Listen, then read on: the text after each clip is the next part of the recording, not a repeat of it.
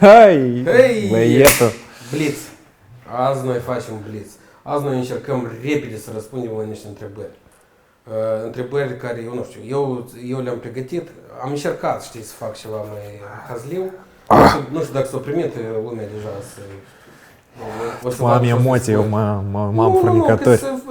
Acolo 10, 11, 12. Păi secretul vă zic că l-am rugat, zic, ține întrebările astea, blitz, că cumva să mă pregătesc și pregătiți să răspund. Nu, special, așa că nu, eu în genere aș pune vreun timer aici, știi, așa o să apăsăm. Da, eu repdes. Și repede să răspunzi. Dar bun, hai fără Trebuie asta. să ne scoasă. Fără asta. Trecem la întrebări. Prima întrebare, foarte simplu și foarte rapid. Care este cea mai recentă gafă juridică pe care ai făcut-o?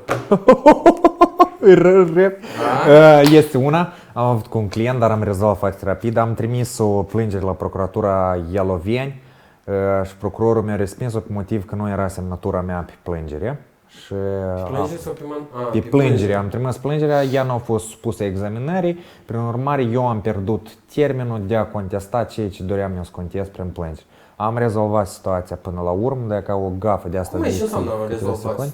Stai la. Am pus plângere repetată. Corect, am folosește termeni normali, că nu să începe. Da, în sens că am avut o muncă dublă, poți să spui, din cauza la gafa asta care am avut-o, da. Uite, următoarea întrebare blitz pe care ți-am pregătit-o. Dacă ai fi un supererou în domeniul jurisprudenței, Batman sau Superman? Batman. Hai, nu spune că tu ai văzut amândouă filmele, toate filmele. Batman. Nu, eu nu am fost asta care... Da, care privea asta, dar Batman, să minte, mantia asta lui neagră. Mantia! Mantia asta, și parcă mai descrie. Apropo, o întrebare și e despre mantie. Eu am pregătit-o. Dar, fii atent ce întrebare ți-am pregătit. Ce cadou ai vrea să primești de la client? Un tablou cu inscripția Avocatul Anului sau un pix cu denumirea Ultima Speranță? Alegi. Un tablou. Tablou? Un tablou, da. Apropo, noi nu putem să întoarcem camera acum, dar avem aici un tablou în spate la masa mea. Așa și mă gândesc că spui ceva egoist de genul că e ca de ce egoist? Nu. Tablou are denumirea Avocatul Anului. Păi da, eu am vrut să mă laud că am un tablou super original din partea ta și am vrut să mulțumesc pe această cauză că mi-ai făcut un cadou care în toate istoriile mele care le fac eu de la masă, el intră în cadru. Super, mă bucur. Next question, cum spunea vorba și ea. Cea mai grea parte a profesiei, dacă ai să încerci să răspunzi repede la întrebarea asta. E ca acum și sunt la moment, și cel mai greu în profesia pe care noi avem, din punctul tău de vedere. Blin, eu vreau repede să răspund, dar nu pot. Încearcă anume e ca primele, știi, gânduri și senzații, nu trebuie să te complici. Să duci barca asta de explicații la cunoștința clientului. Multe ori clientul nu înțelege instrumentele, strategiile pe care le folosești și lui îți pare că el cunoaște mai mult ca tine și asta e deranjant și multe ori îți strică din... Apropo, este așa un element, e că tu vine un client, tu începi să comunici cu dânsul și îți dai seama că, uite, clientul are o anumită educație, poate undeva mai bine, poate undeva mai rău, toți oamenii sunt diferiți, nu putem să-i judicăm. Dar e că eu vreau să întreb, tu cumva scazi sau ridici planca asta, știi, de a comunica cu dânsul? Sau tu ții același nivel de comunicare cu fiecare persoană? Nu, așa să fiu sincer, în dependență de persoană, pentru fiecare individual și particular în felul său, găsești și unda asta de comunicare cu dânsul. Pentru că sunt oameni care și vocabularul trebuie să-l ajustez la un anumit nivel mai moldovenesc, mai termeni mai simpli, că el nu înțelege ce înseamnă termeni prescripți sau nu înțelege ce înseamnă demers și trebuie să te cobori la un nivel care până la urmă trebuie să te faci înțeles. Da. Cât mai explicit mai este, cu atât mai pe viitor se ușurează întrebările pe Messenger. Și să aude domnul avocat la noi, dar și să mai aude. Da. Și să aude domnul avocat la noi. Sau s-a adresat la tine cu... 2 luni de zile, de ce nu? Cum și să aude? Sau omul s-a adresat la tine cu o întrebare. Eu am vrut să văd și cu ședințele noastre. Justiția durează de obicei luni, ani întregi. Dar omul încheie un contract cu tine și peste 2 zile te sună. Și se aude acolo la noi? Și se aude. Tot e bine și frumos. Următoarea întrebare. Aici trebuie să răspunzi cu să faci așa, știi, repede. Aici trebuie să răspunzi cu da sau nu și Cu o da bagi sau în nu? masă că ne strici tot aici. Cu da sau nu, ok, Cu da hai. sau nu. Ai schimba roba avocatului în culori aprinse ca să fim mai văzuți în instanță. Nu. Nu? Nu. Ai lăsat-o așa, Aș culoare lăsa-o așa, neagră, da. solidă, serioasă. Da. Dar știi că în alte țări roba avocatului e de altă culoare. Nu, Sunt sincer roșii, îmi pare rău, sunt- dar e că chiar nu știam Sunt, că nu, de sunt multe culori. robi roșii. Da, sunt foarte multe culori. Mă interesante. scuzați că eu n-am știut despre Așa, la noi profesia pur și mea. simplu s-o ales. Bun, next question. Следующий вопрос. Următoarea întrebare.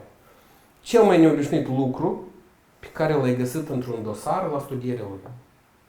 Asta poate și poza, asta poate și obiecte, poate și, nu știu. Și e ca cel mai neobișnuit lucru.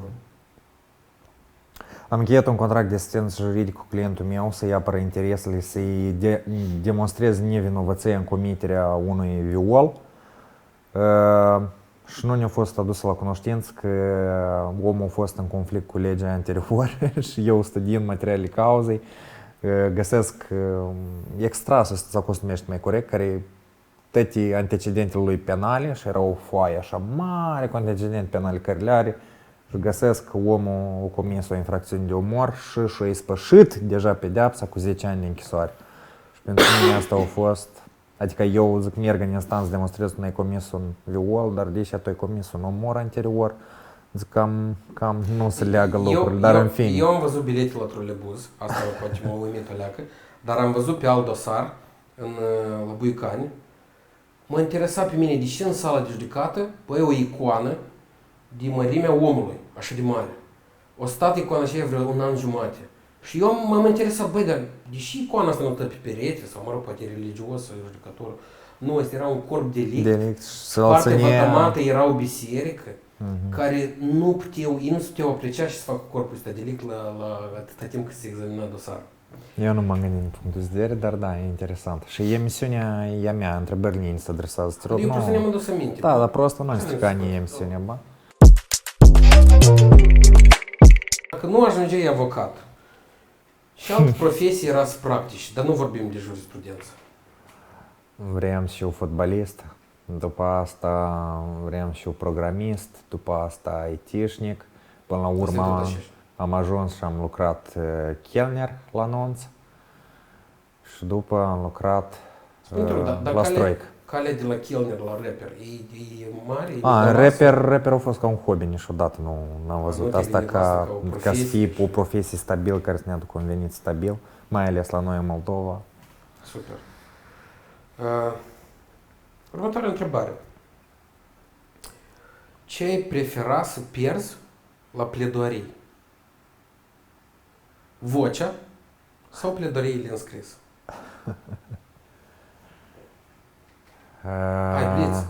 Aș prefera să pierd vocea. Și ai dat pledoariile înscris și ai... Nu, pentru că aici ai șmecherii juridici și îți ceri scuze să pierdu vocea și să rici să o întreruperi până la următoarea ședință, pentru că ai nevoie să refacă vocea și instanța înțelege că e un factor uman și mai ai timp să mai ticluiești ceva pledoariile, să mai pregătești. Ia că de asta noi și examinăm dosarele așa greu, ia că te-ați pierd vocea. Băi, mai pus să aleg, am ales. Din experiența ta, ia că ai cu multă lume ai comunicat, clienți, care a fost apogeul maxim a unei certe cu clientul? Ia că până la ce etapă ai ajuns să te cerți într-o situație cu clientul? Maxim apogeu.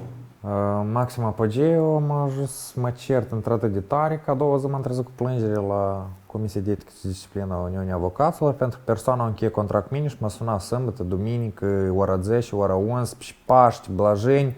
El mă suna într-una și până la urmă, având în vedere că eu îi răspundem la toate întrebările, necât la faptul că erau zile nelucrative, m-am trezit cu pretenții în adresa mea că dumneavoastră sunteți avocat meu și sunteți obligat să-mi răspundeți de câte ori eu vă scriu și la orice întrebare și eu aici când am auzit, am zis stai alea cu omul că nu e chiar așa cum crezi tu.